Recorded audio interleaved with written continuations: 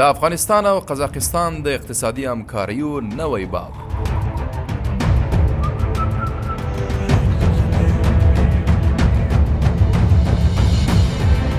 د سیمه‌ییزو همکاریو د پیاوړتیا لپاره د هڅو په دوام کابل په دې ورځو کې د افغانستان او قزاقستان د لوړپوړو چارواکو ترمنځ د یوې مهمې او ستراتیژیکې لیدنې کوربه و.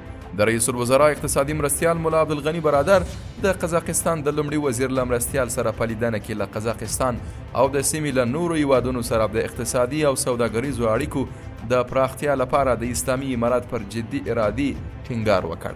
په دې لیدنې کې د اسلامي امارت اقتصادي مرستیال اعلان وکړ چې افغانستان له قزاقستان سره د اقتصادي همکاریو د نقشې د عملي کولو لپاره بشپړ چمتووالی لري.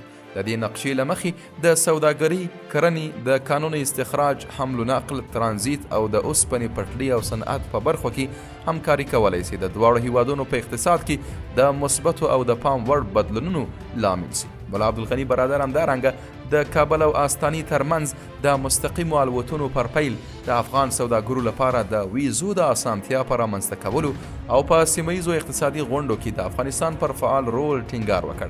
هغه یادونه وکړه چې افغانستان د سیمې له ټولو هیوادونو سره د صنعتي، سوداګریزو او ترانزیتي همکاریو پیاوړتیا ته ژمن دی. له بلې خوا د افغانستان د صنعت او سوداګرۍ سرپرست وزیر هم د قزاقستان له پلاوي سره په لیدنه کې اعلان وکړ چې دواړو هیوادونو هوکړه کړې ده چې د خپلې سوداګرۍ کچه له 3 میلیارډ ډالرو څخه زیاته کړي. هغه زیاته کړه د افغانستان محصولات لکه نشابه او انرژي او صنعتي تولیدات اوس مهال د قزاقستان بازار ته صادریږي او په راتلونکي کې به هم هڅه وکړي چې د کانونو او زراعت په برخو کې خپل صادرات ته دوام ورکړي. د قزاقستان د لومړي وزیر مرستیال هم د خپلواک او پرمختللي افغانستان لپاره د خپل هیواد پر ملاتړ ټینګار وکړ. د افغانستان په کانونو او غازو برخو کې د اسلامي د پانګونې لپاره د چمتووالي خبر ورکړ. هغه څرګنده کړه چې دا همکاري کولی شي د دواړو هیوادونو ترمنځ د باور او رغنده تعامل یو نوی مسیر پرانیزي.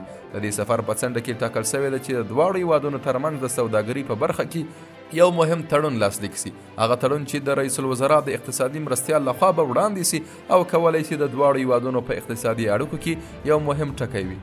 د اقتصادي چارو کارپوهان له منځنۍ اسیا په ځانګړې توګه له قزاقستان سره د افغانستان د سوداګرۍ پراختیا د هیواد د اقتصادي ودې او په سیمه‌ییزو جوړښتونو کې د افغانستان د ادغام په لور یو مهم ګام بولي. قسم د افغانستان سرپرست حکومت لا تر اوسه د ډیرو هیوادونو لخوا په رسمیت نه دی پیژندل شوی، خو له ګاونډي هیوادونو لکه قزاقستان سره مخ په زیاتېدونکي تعاملات د هیواد د اقتصادي ډیپلوماسۍ لپاره د روښانه راتلونکي زیری ورکوي.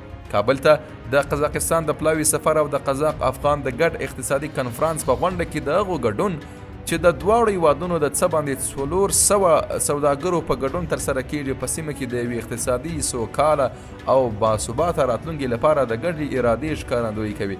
دا به د دوو ګاونډیو ملتونو ترمنځ د نیکو اړیکو د یو نوي فصل پیل وي. نن افغانستان د تیرو تکراري روایتونو برعکس په سیمه‌ییزه صحنه کې د ځان لپاره د یو نوي تاریخ په لټه کې دی، نه یوازې د یو تیریدونکي او ترانسپورتي هیواد په توګه بلکې د یو باوري اقتصاد شریک په توګه.